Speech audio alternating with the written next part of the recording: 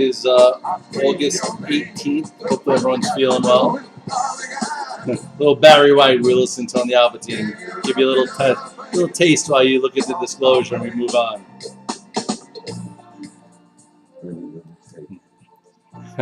Anyway, my name is Scott Redler. I'm the Chief Strategic Officer of T3Live.com. Welcome to today's recap and look ahead. By the way, PANW just came out with numbers, so people are playing it after hours. Big move. Some are asking where it can go. It's a 225 right now. You have gap resistance at 225. So if it gets into the gap, maybe it tries to fill it. I'm not playing it. I have no mood whatsoever.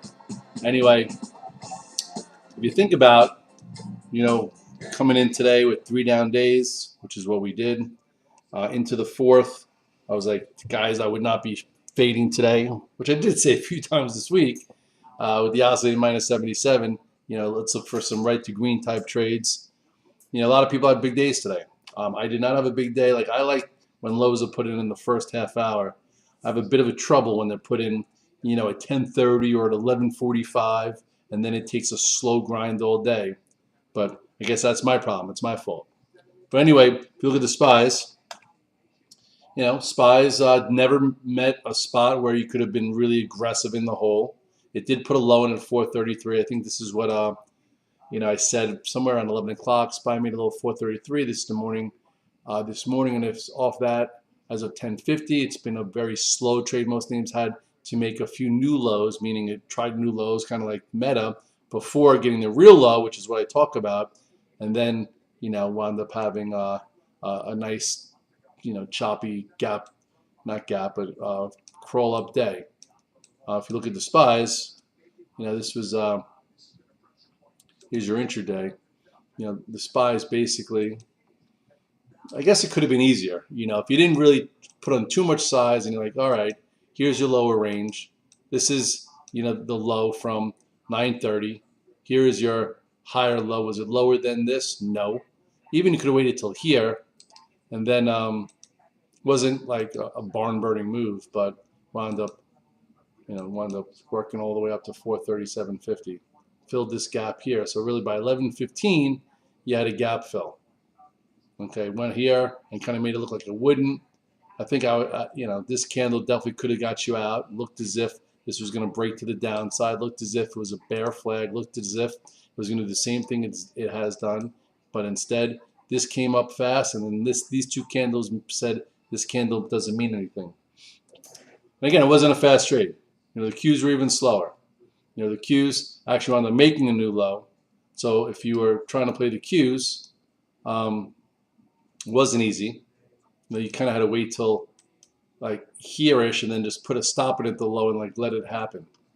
I was out of the office, so those on the what's it called, on the Alpha team saw me buy. I bought the Qs right in here, right around 357.50. I put a stop. I'm like, you know what? It looks like we're going to break above this little area, and if we do, you would think we get a gap fill and then some after 4 down days and after 4 weeks of selling. So P.S. Thank goodness I came into the office and I'm like, you know what? I had some orders out to sell into the 359s. Got rid of most. Before this, they took the whole thing away. Jeez. Anyway, not easy.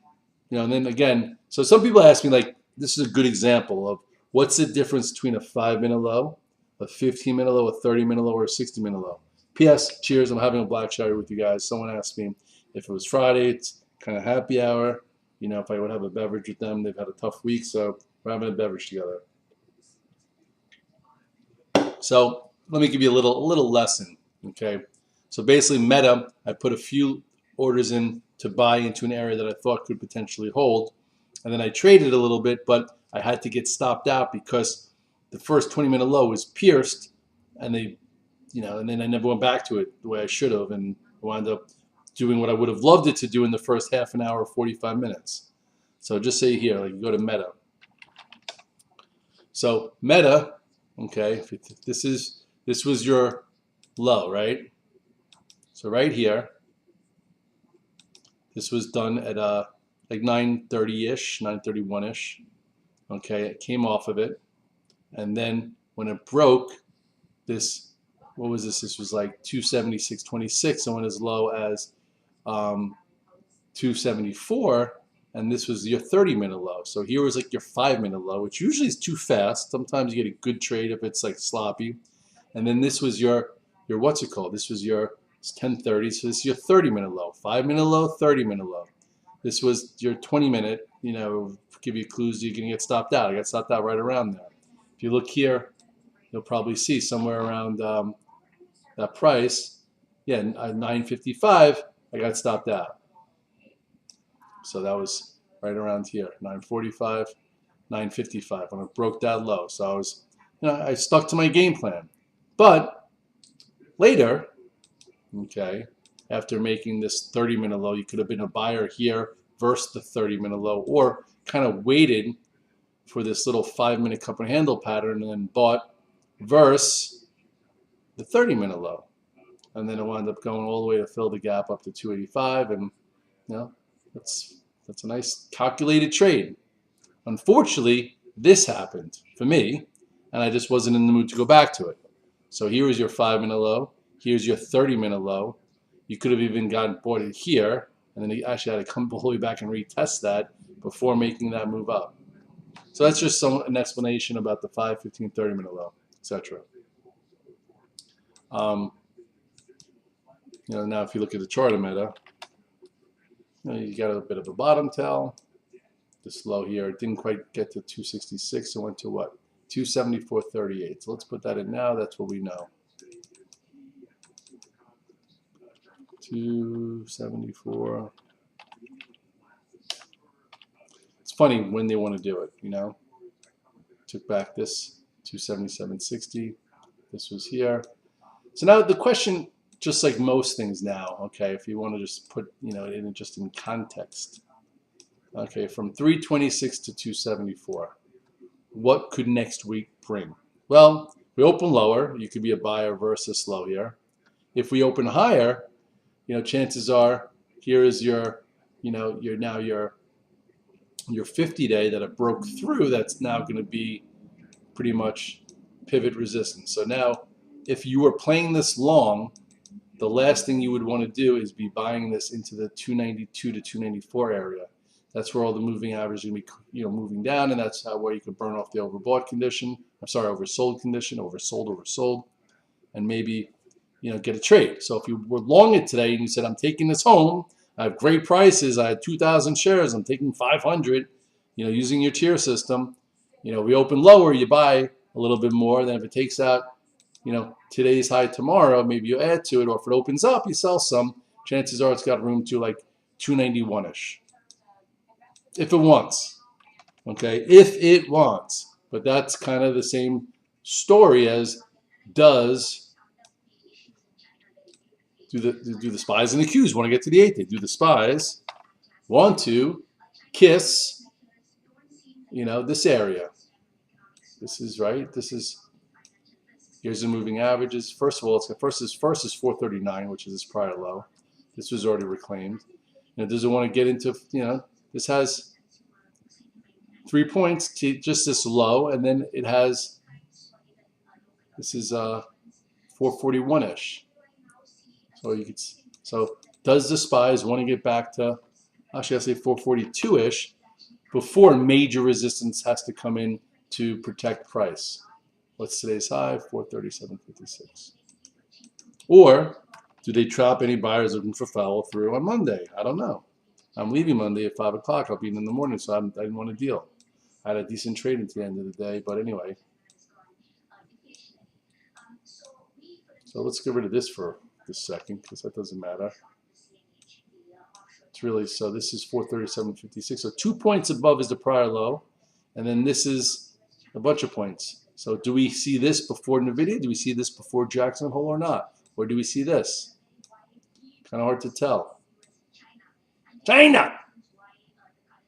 Sorry, just had to say it. I just heard it on. Did I scare you? Oh, I'm a little delirious.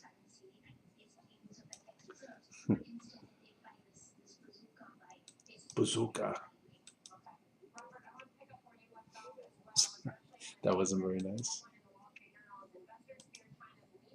China. No, you did it again. Let me turn it down.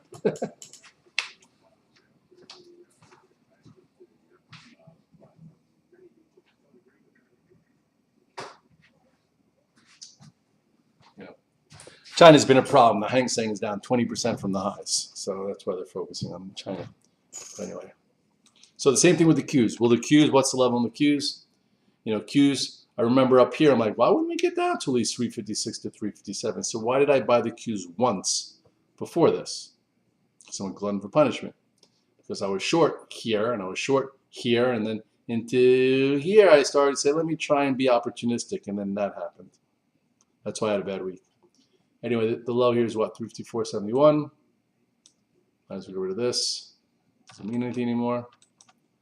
What is that? So what does mean is like here's a moving average. So this 364-ish area is a big area. So that would be, if you were playing a bounce next week while I'm in Spain, that would be a spot that you probably want to recognize where bigger resistance can come in. In order to get there, it's got to get above 359.41 first. And here is 362.44.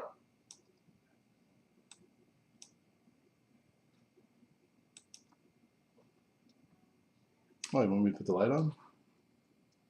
There it is. Let's put a little light on the subject. IWM went green first. Did a little red dog reversal. If you sold it here or you sold it there, you had the right to buy it back here. I did not. Went 181.94. Still has some room if it wants it.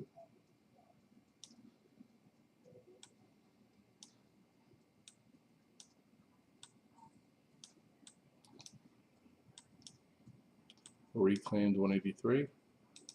Where could it go? If we get some kind of real rally or a bounce back, probably here, 188-ish.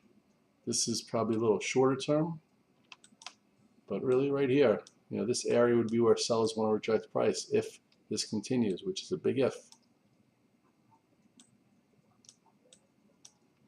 Right? Red dog reversal in the small caps.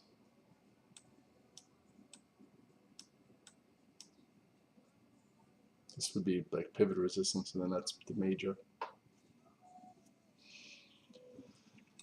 Anyway, Apple went green first. Yeah. Reclaimed 173.49. Didn't quite get down to this. This is our new point of reference at 173, 171.97.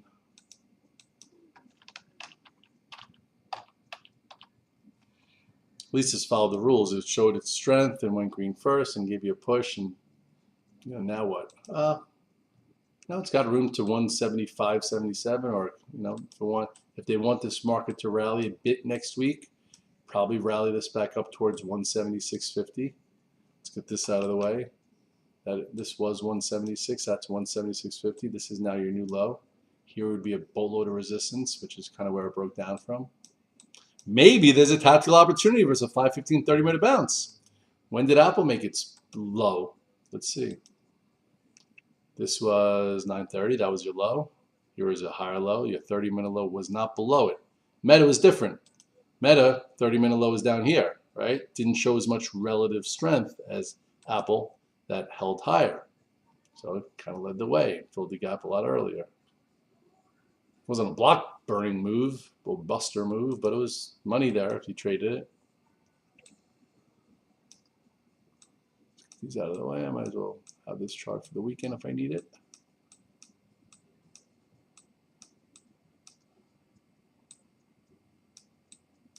See, just like a lot of people are asking about the blood in the street account. So today, if I wanted to get the S&P at the low of the day, I couldn't.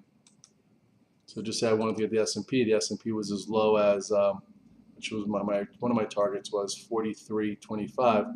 It went as low as 43.35. I wouldn't have been able to get it.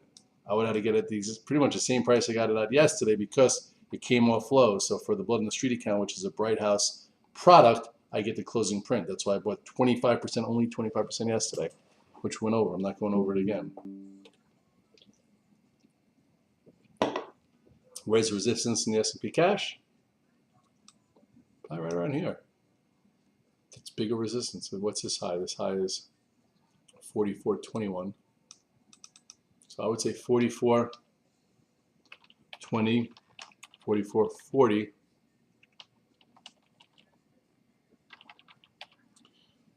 would be a spot. That's going to probably be some decent. What's this low? This low is 44.03. So this area is big.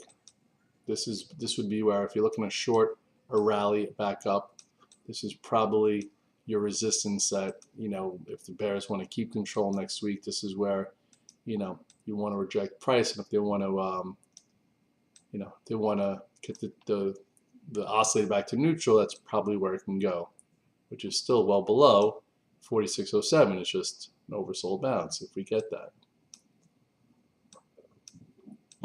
What's today's low? The low of August is 433, 4335. The low of August. That I'm not coming out with. I don't know. Could be the low of August, but who knows if it's the low of September. We'll know more as we go. But didn't kind of hit the 100-day, which I wish the SPYs would have hit, but didn't quite.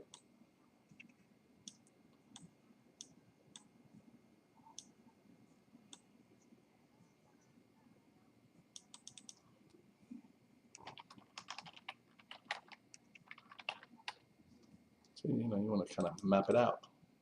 Map it out. Map it out.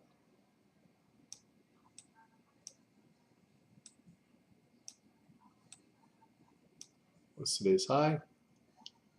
43.81. There's some room if this market wants to. We figured if you want to take a little overnight, SPYs and the Qs, they're both down a little bit. I'm not doing it just to make a few $1,000s before leaving, even though it would be nice. It'd be nice.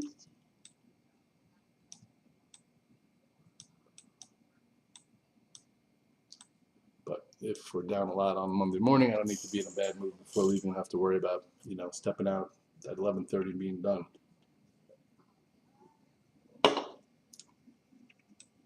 And this is much bigger resistance. This is 44.60-ish. This is another point of reference.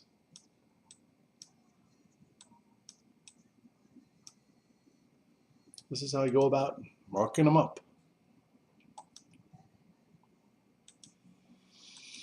NVIDIA, I lost money trying in the first half an hour, and then this is another example. This one didn't make a 30-minute low. I think it made like a 60-minute low.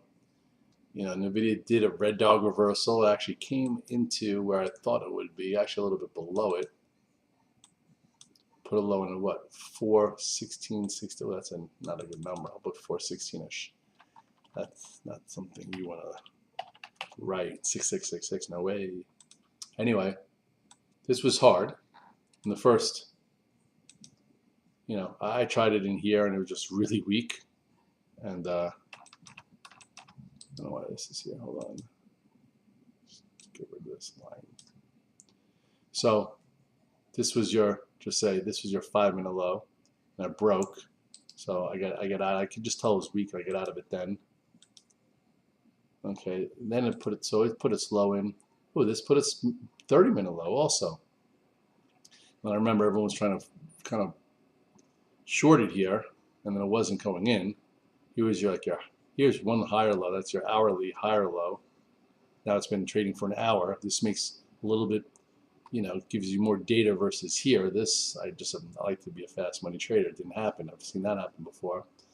And then really right here is where, you had an extra nice push right there. 424. And then wound up going to 432 pretty fast, almost filled the gap. That was a nice calculated trade that had to happen at 11:50. At 11:50, I was driving on my way home already to work off the morning. And then, so you could have said, oh, it was so weak in the first 30 minutes, and started shorting here, and then shorting there, and then shorting there, and got your clock cleaned. Or you could have said, hey, hour to hour, there's not a lot of memory.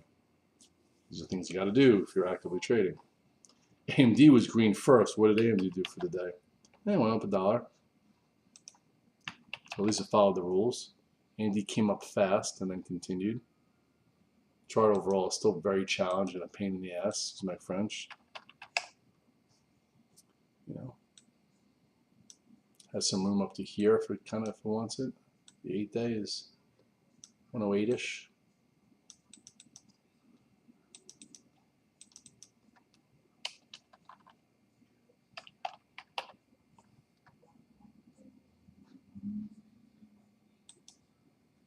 Low is what?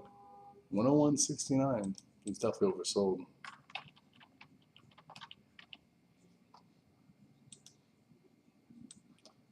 Didn't quite get this. Kind of no man's land though.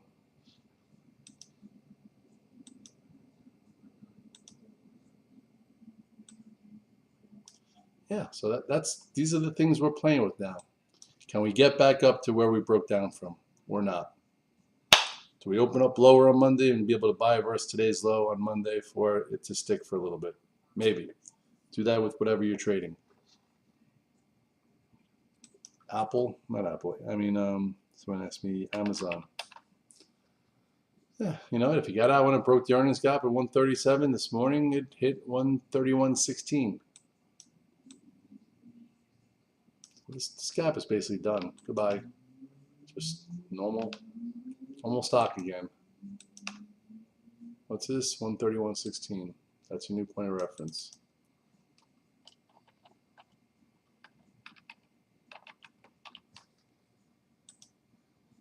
Here's today's high is what? 134.06. It's pretty close though to the moving averages and whatnot to see if it gets through. Probably could retest 137-ish if the market wants to bounce next week. Google went into the earnings gap and came a little bit back above it. That's 126.39. That's your new point of reference. I still have options on from yesterday that I have for next week. Not optimistic about it, but I didn't take them off. And I lost the ones for today. So this is your new point of reference, as there's still a lot of room down here if it wants it. This is where the gap ends. We'll see. This gave you at least a little reason to get out of the way before that. Boeing, remember I said Boeing could bounce at 222. Boeing had a nice bounce. Putty had a good call. Right into the prior gap area. That was a nice area to buy if that was you. Now what could it do? It could probably, just like everything else, if it wants to rally, it could probably get back up to here. If you sold at 235, you're able to buy here at 222. You know, past resistance turns into support, etc., etc. You guys know that. You guys know that. What happened here? Oh. Anyway, listen, guys. It's 4:35. It's Friday. It's been a long week. You know, sometimes I write better than I trade, and I feel like I wrote a lot better than I traded this week for myself. So if I had a tricky, tough week giving back some money, I apologize if you did also. You know, I was up a lot of money into the first week of August because I played July really well, and then I also got out of things into the July, summer top and the Qs. But then, once we got to a certain area, I'm like, oh, instead of being long puts and, let me try and play the other way, which didn't work until today, and today wasn't even the easiest day. So we'll see what next week brings. I'm leaving on Monday at 5 o'clock. I'll be in Monday morning to set the table a little bit for the week. You have NVIDIA Wednesday. You have Jackson Hole Thursday, Friday. I'm not going to be back to the following Wednesday. Depending on where we're at Monday morning, maybe I'll take some options for the week, or I'll just say I'll check in from time to time to see if there's anything extreme. But if there's nothing extreme, I'm just going to let the week go and have some time recharging, get ready for the fall. September is usually an awesome month for me. The fourth quarter is usually awesome too because I'm at my desk 5 days a week it's in nuts and bolts, usually in a really good rhythm. So hopefully, we can make a lot of money, post Labor Day. If you're making a lot of money now, congratulations, you're doing the right thing.